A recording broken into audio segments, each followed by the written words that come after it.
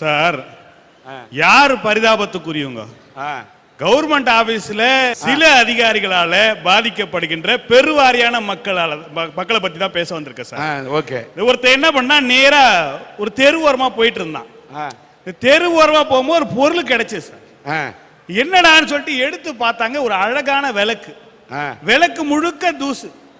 தொடச்சாங்க. தொடச்ச உடனே உள்ள இருந்து கப்ப கப்ப கப்பன்னு புகை வருது. உள்ள இருந்து ஒரு பேய் வந்து பூதம் வெளியே வந்து பூதம் தூக்கி போட்டு ஓடுறான். அது வெளியே வந்தோன்னு சொல்லிச்சு, உசூர் நான் உங்கள் அடிமை அப்படின்னுச்சு. இது பேய் இல்லை, நான் உங்கள் அடிமை அப்படின்னு. நிஜமாவே நீ என்ன அடிமையா? ஆமா, நான் உங்க அடிமை தான். என்ன காப்பாத்திருக்கீங்க, என்ன ரிலீஸ் பண்ணிருக்கீங்க. ஆனா உங்களுக்கு ஏதாவது பண்ணணும்னு ஆசைப்படுறேன். அப்படியா? எனக்கு ரொம்ப நாளா ஒரு சந்தோஷம் இருக்கு, ஒரு ஆசை ஒண்ணு இருக்கு. என்ன ஆசைன்னு கேட்டது. நான் தண்ணி அடிக்கணும்னு ஆசைப்படுறேன். அதுவும் உலகத்திலேயே காஸ்ட்லியான சரக்கா அடிக்கணும். இதுக்கு என்ன பெரிய விஷயம்னு சொல்லிட்டு உலகத்துல தேடி ஒரு ஃபர்ஸ்ட் கிளாஸான சரக்கு எடுத்து வந்து வச்சதுங்க. நம்மால் பெக்குல குடிக்காம மக்குல குடிச்சிட்டு படுத்துட்டான். படுத்து முடிச்சு அரை மணி நேரம் கழிச்சு உத்து உத்து பாக்குறான். பூதம் மங்களா தெரியுது. அழைச்சிட்டு பார்த்து சொன்னா, நீ தானே என் அடிமை? ஆமா. ரெண்டாவது வாரம் சொன்னல, ரெண்டாவது வாரம்னா சாப்பிடணும், நல்ல சாப்பாடு வேணும்னு உடனே போய் கறி எல்லாம் மீன் எல்லாம் எடுத்து வந்து வச்சுதுங்க. சாப்பிட்டு சமைச்சு சாப்பிட்டான். அழகா தூங்கினா. திருப்பி ஒரு அரை மணி நேரம் கழிச்சு எழுந்தான். எழுத பிறகு சொன்னா, ரொம்ப சந்தோஷமா இருக்கு இந்த வாழ்க்கை. எனக்கு ரொம்ப நாளா ஒரு ஆசை இருக்கு, என் வாழ்க்கையிலேயே வேலை செய்யாம கை நிறைய சம்பாதிக்கணும்னு. அந்த பூதம் சொல்லிச்சு, உசூர் நான் உங்கள் அடிமை, இதுக்கு ஏன் கவலைப்படுறீங்கன்னு சொல்லிட்டு அவனை அப்படியே தூக்கிட்டு போய் கவர்மெண்ட் ஆபீஸ்ல உட்கார வச்சு அப்பாயின்மெண்ட் ஆர்டரை கொடுத்துடுச்சு. சில அதிகாரிகள், நான் எல்லா அதிகாரியும் சொல்ல, அன்னைக்கு எங்க வீட்டு பக்கத்து வீட்டு பாட்டி, கிருஷ்ணவேணி பாட்டி, நல்ல பாட்டி, அதுக்கு பென்ஷன் கிடைக்கல சார். பென்ஷன் இல்லைன்னா என்னை கூப்பிட்டுது, போயிட்டு முதியோர் பென்ஷன் வாங்கலாம், நீ வாடான்னு.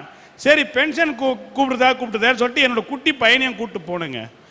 இந்த தசாவதாரம் படத்துல பல்ராம் நாயுடு மாதிரியே உள்ள ஒரு ஆள் உட்கார்ந்துருந்தாருங்க. நான் கதவு தட்டினேன். அவர் சொன்னார், உள்ள வாங்க அப்படின்னாரு. உள்ள போனோன்னு, என்ன பிரச்சனை என்னாரு? இந்த மாதிரி பாட்டிக்கு பென்ஷன். பாட்டிக்கு பென்ஷனா?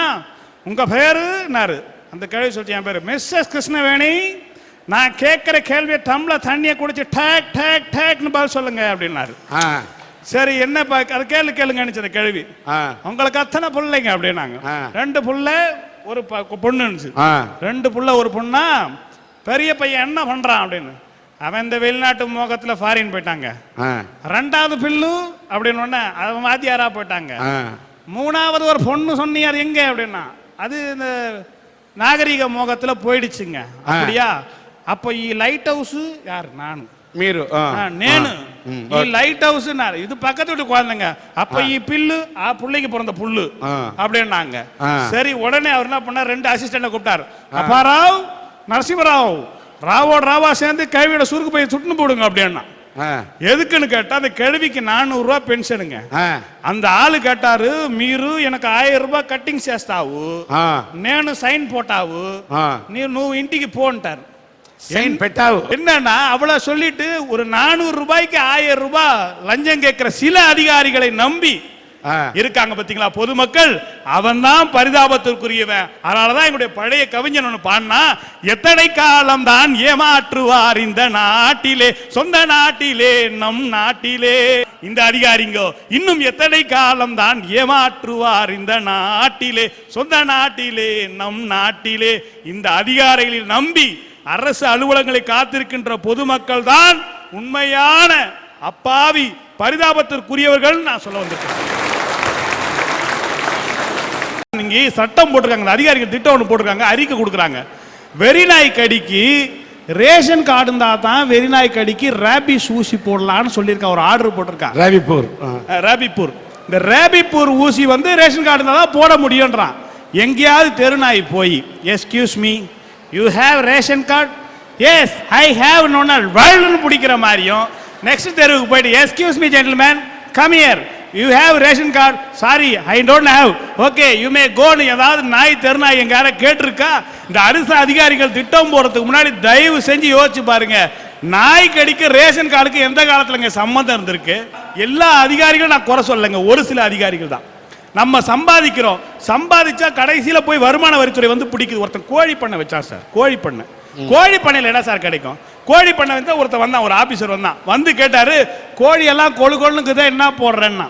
அவன் சொன்னா ஒன்றும் இல்லை சாமி, நான் நல்ல சத்துள்ள உணவு தான் போடுறேன், ஒரு கோழிக்கு ஒரு வேலைக்கு 150 ரூபாய் நான் செலவு பண்றேன் அப்படின்னா. இவன் உடனே கணக்கு போட்டான், 150 ரூபா ஒரு கோழிக்கு, ஒரு நாளைக்கு 450 ரூபாய், இருக்கிறது 100 கோழி, அப்போ உன்னுடைய வருமானம் எவ்வளவு, நீ இன்கம் டேக்ஸ் கட்ட தவறிட்டேன்னு சொல்லிட்டு 10,000 ரூபாய் பிடின்ட்டான்.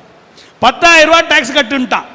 உடனே ஒரு 6 மாசம் கழிச்சு ஒருத்தன் வந்தாங்க, வந்து கேட்டான், கோழி இப்படி இருக்கே என்ன போடுறேன்னா. இவன் யோசிச்சான், ஏற்கனவே 150 ரூபா சொல்லியே 10,000 கட்டியிருக்கும், நமக்கு ஏன்டா இந்த சாமி வம்புன்னு சொல்லிட்டு நான் ஏங்க போட போறேன், இந்த கையில பிடிச்சி இந்த தானியத்தை அப்படி தூவேன், அது அப்படியே கேட்ச் பிடிச்சி சாப்பிட்டா உண்டு, மழை பெஞ்சா தண்ணி வரத்துல அதை குடிச்சிட்டு போகுதுன்னு அந்த அதிகாரி சொன்னாடா பாவி, ஜீவராசிகளை துன்புறுத்துகின்ற காரணத்தினால் நாங்கள் ப்ளூ கிராஸில் இருந்து வந்திருக்கிறோம், புடி 20,000 ரூபாய் ஃபைனுன்னா. 6 மாசம் கழிச்சு ஒருத்தன் வந்தான் சார்.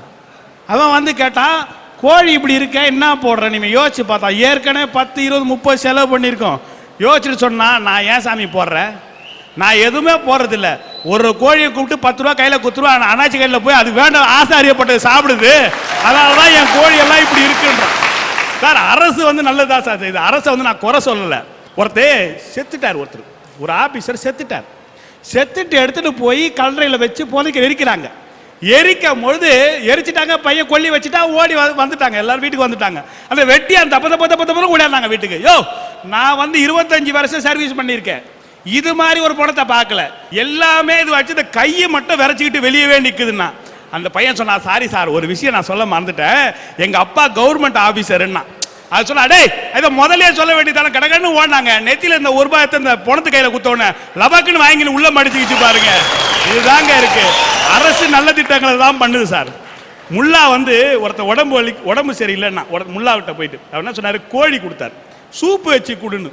முல்லாவுக்கு குசும்பு அதிகம். கூட வந்த ஃப்ரெண்டை சொன்னா, எனக்கு கூட தான் உடம்பு சரியில்லைன்னா, அவங்கிட்ட கோழி குத்துறோம் போய் சூப் வாங்கி சாப்பிடுன்னா.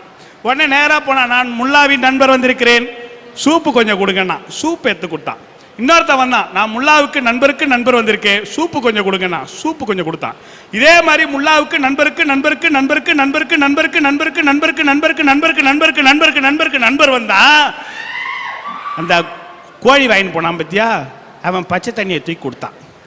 இவனுக்கு கோபம் வந்தது, யோ முல்லா உங்ககிட்ட கோழி கொடுத்தாரு, நீ பச்சை தண்ணி சூப்புக்கு பதிலா பச்சை தண்ணி கொடுக்குறியான்னு கேட்டது. அவன் சொன்னா, நீ நண்பருக்கு நண்பருக்கு நண்பருக்கு நண்பருக்கு நண்பருக்கு நண்பருக்கு நண்பருக்கு நண்பருக்கு நண்பருக்கு நண்பருக்கு நண்பருக்கு நண்பருக்கு நண்பர் இல்லையா, இது சூப்போட சூப்போட சூப்போட சூப்போட சூப்போட சூப்போட சூப்போட சூப்போட சூப்படா. அது மாதிரி அரசு எங்களிடம் கோழிகளை கொடுக்கிறது சூப்பு சாப்பிட சொல்லி, ஆனால் சில அதிகாரிகள் சூப்போட சூப்போட இவங்களா சூப்பிட்டு எங்களுக்கு பச்சை தண்ணியை கொடுக்கிறாங்க. இந்த அரசு அதிகாரிகளை நம்பி வாழுகின்ற நாங்கள் அப்பாவி பொதுமக்கள் தான் இந்த சமுதாயத்திலே ரொம்பவும் பரிதாபத்துக்குரியவர்கள் நான் நினைக்கிறேன் சார். நீங்க முல்லாவோட சூப்போட சூப்போட சூப்போட சூப்போட சூப்போட சூப்போட சூப்போட சூப்போட சூப்பு சொல்லி அரசு அதிகாரிகள் வச்சு ஆப்போட ஆப்போட ஆப்போட ஆப்போட ஆப்போட ஆப்போட ஆப்போட வச்சது ஆப்பு. யார் பரிதாபத்துக்கு உரியவர்கள் என்று தங்களுடைய கருத்துக்களை எடுத்து வைத்தார்கள். இதிலே இன்றைய மாணவர்களிடம் படாத பாடுபடும் ஆசிரியர்கள் தான் பரிதாபத்துக்குரியவர்கள் என்று இங்கே சிலர், மணிகண்டன் உட்பட பலர் இங்கே வாதம் செய்தார்கள். பள்ளி மாணவர்கள் என்று சொன்னால் சில பள்ளி மாணவர்கள் குறும்பு செய்கிறார்கள், இல்லை என்று நான் சொல்வதற்கு இல்லை. ஆசிரியர் பணி என்பதே அது என்னதான் அவர் சொல்லதை போல 18,000 ரூபாய் சம்பளம் வாங்கினாலும் கூட அது ஒரு சேவைதான். எப்படி என்று கேட்டால், ஏன் இப்படி இருக்கிறது, அது மற்றவர்களை ஏற்றிவிடும் ஏன் இப்படி, ஆனால் கடைசி வரை அதன் நிலைமை ஏன் இப்படி என்று கேட்கக்கூடிய நிலையில்தான் அந்த ஏணி இருக்கும். திட்டுவோர் திட்டட்டும், கொட்டுவது என் வேலை என்று பணி செய்யக்கூடிய ஆசிரியர்கள் பணி பாராட்டுக்குரியது. இல்லை என்றால் எத்தனையோ மாணவர்கள் இத்தனை குறும்பு செய்தாலும் ஒரு மாணவன் நன்றாக முன்னேறிவிட்டால், உதாரணத்துக்கு இன்றைக்கு மேடை ஏறி நான் பேசுகிறேன் என்று சொன்னால், இன்று அரட்டையரங்கத்தில் நிற்கிறேன் என்று சொன்னால், என்னை உருவாக்கியது கூட நல் ஆசிரியர்கள் என்பதை நான் சொல்வதை போல, இந்த நாட்டுக்கு ஜனாதிபதியானாலும் அப்துல் கலாம் அவர்களே தன்னை உருவாக்கியவர்கள் ஆசிரியர் என்று சொல்வதை போல, அத்தனை பெரும் தலைவர்களும் ஆசிரியர்கள் தான் தங்களை உருவாக்கினார்கள் என்று சொல்வதை கேட்கும் போது அத்தனை ஆசிரியர்களின் உள்ளம் குளிர்கிறதே. அந்த உள்ளத்தின் குளிர்ச்சிக்கு முன்னால் இவர்கள் செய்யக்கூடிய குறும்பு ஏமாத்திரம். அதனால் அவர்களை பரிதாபத்துக்குரியவர்கள் என்று கணக்கில் எடுத்துக்கொள்ள முடியாது. அடுத்து வருவோம். வெளிநாட்டுக்கு செல்வதையே தங்களது குறிக்கோளாக கொண்டிருக்கும் இளைஞர்கள். இந்த நாட்டில், இந்திய திருநாட்டில் எல்லா வளமும் இருக்கிறது, இல்லை என்று நான் மறுக்கவில்லை. இவர்கள் வெளிநாட்டில் செல்வதில் ரொம்ப கஷ்டம் இருக்கு. அவர்கள் பரிதாபத்துக்குரியவர்கள். அதுல நல்ல படித்தவர்கள், கம்ப்யூட்டர் சயின்ஸ் படித்தவர்கள், ஐடி டிபார்ட்மெண்ட் இருக்கிறவங்க வெளிநாட்டில் நல்ல சம்பளத்தில் இருக்கிறாங்க. ஆனால் அப்பாவி இளைஞர்கள் தங்களுடைய குடும்பத்தை காப்பாற்ற வேண்டும் என்று அரபு தேசத்திலே போய் அங்கே ஒட்டகத்தை கழுவி கொண்டிருக்கிறார்கள், பாலைவனத்திலே காய்ந்து கருகி கொண்டிருக்கிறார்கள், உண்ண உணவில்லை. அப்படி அவர்கள் அங்கே கண்ணீரிலே மூழ்கும் ஓடமாக இருப்பதை என் கண்கூடாக பார்த்துவிட்டு வந்தவன். அவர்களுடைய இயலாமை தான் அவர்களை வெளிநாட்டுக்கு செல்ல வேண்டிய மோகத்துக்கு தூண்டியதை தவிர வெளிநாட்டுக்கு செல்ல வேண்டும் என்ற தாகத்துக்காக யாரும் செல்லவில்லை. அவர்கள் குடும்பத்தை முன்னேற்ற வேண்டும் என்ற அந்த உன்னதமான சோகத்துக்காகத்தான் பலர் வெளிநாட்டுக்கு செல்லுகிறார்கள் என்பதை யாரும் மறுக்க இயலாது.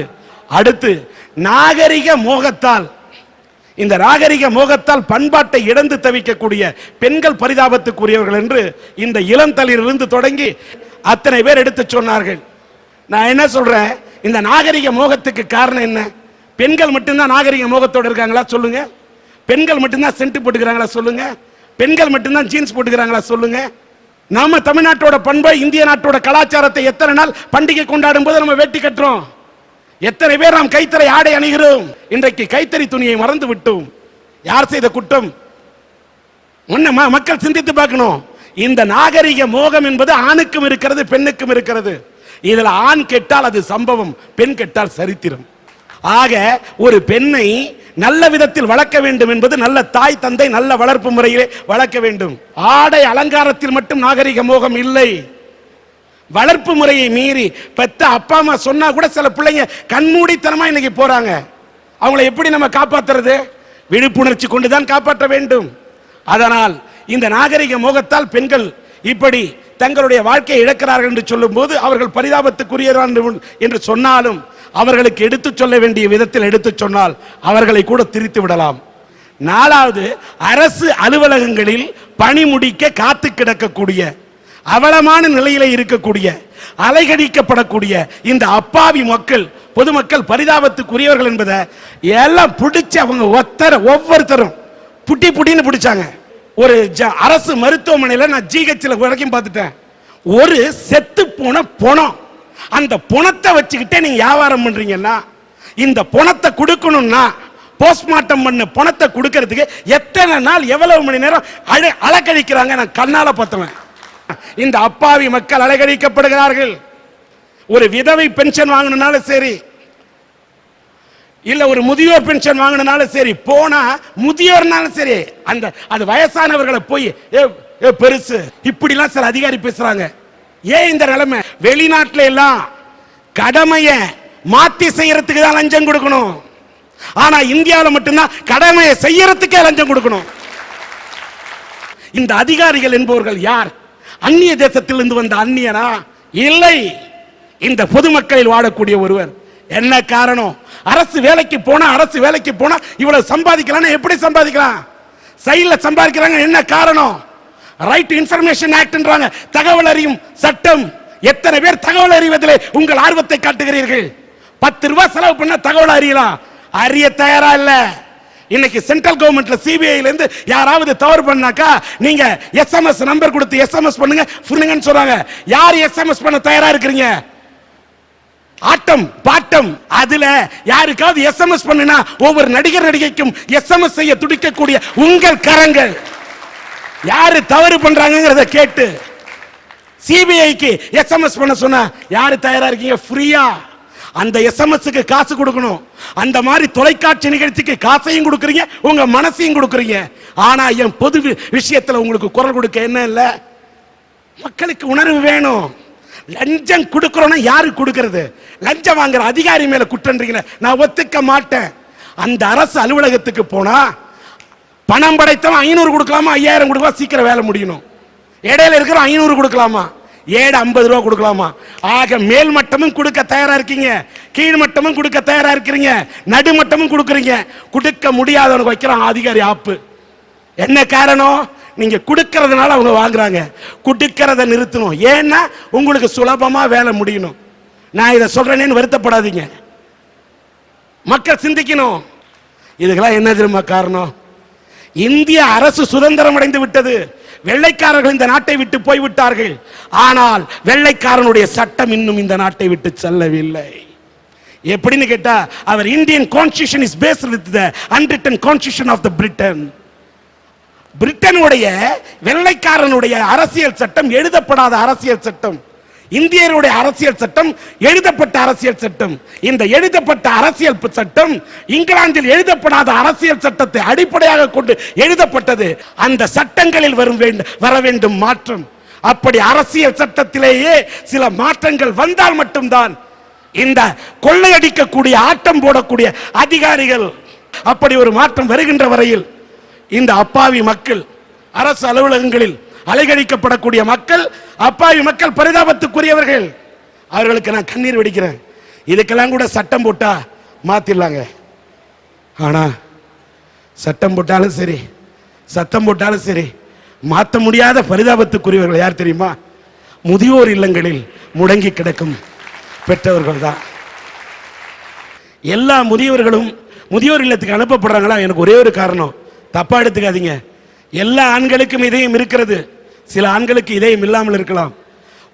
எந்த ஒரு ஆண்மகனும் தன்னுடைய தாயையோ தந்தையோ முதியோர் இல்லத்துக்கு அனுப்பணும்னு நினைக்கல, அனுப்ப முடியாது. ஆனா ஒண்ணு சொல்றேன், இந்த தபேலாக்கெல்லாம் ஒரு பக்கம் தாங்க அடி, ஆனா அந்த மத்தளத்துக்கு மட்டும் 2 பக்கம் அடி. கல்யாணம் ஆன பிறகு ஒவ்வொரு ஆண்மகனும் ஒரு பக்கம் பொண்டாட்டிட்டு அடிபடுறான், இன்னொரு பக்கம் தன் பெத்தவங்கள்ட்ட அடிபடுறான். இதாங்க உண்மை. இந்த உண்மையை நீங்க தெரிஞ்சுக்கணும். இதை பாருங்க, மெகா சீரியல் பார்த்தா ஏன் அத்தனை டிவி சேனல்லையும் மாமியாருக்கும் மருமகளுக்கும் சண்டை? இந்த பெண்கள் ஏன் இவ்வளவு பேர் வில்லியா இருக்கிறாங்க? கொடாயடியில ஏன் சண்டை போட்டுக்கிறாங்க? இந்த பெண்களுடைய மனம் ஒத்து போகாது. பெண்களுக்கு மட்டும்தான் இந்த அதிகமான பொறாமை குணம் இருக்கிறது. ஒரு மாமனாருக்கும் மருமகனுக்கு சண்டை எங்க ஜாஸ்தியா பார்த்திருக்கீங்களா? மாமியார் மருமகனுக்கு மட்டும்தான் சண்டை. பெண்ணும் அதிகமா விட்டு கொடுக்க மாட்டேங்கிறாங்க. அதனால ஒன்னேன்னு சொல்றேன், இன்றைய மருமகள் நீ நாளை உலகத்தின் மாமியார்.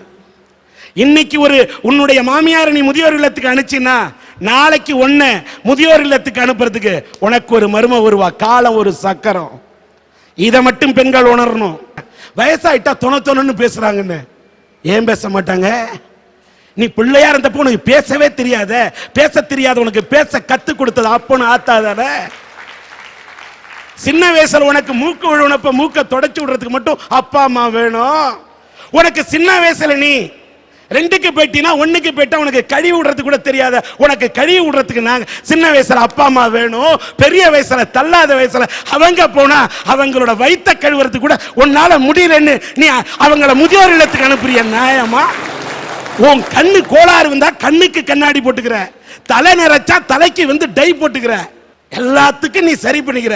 அப்பா அம்மா மட்டும் வயசாயிட்டா ஏயா சரி பண்ண மாட்டேங்கிற?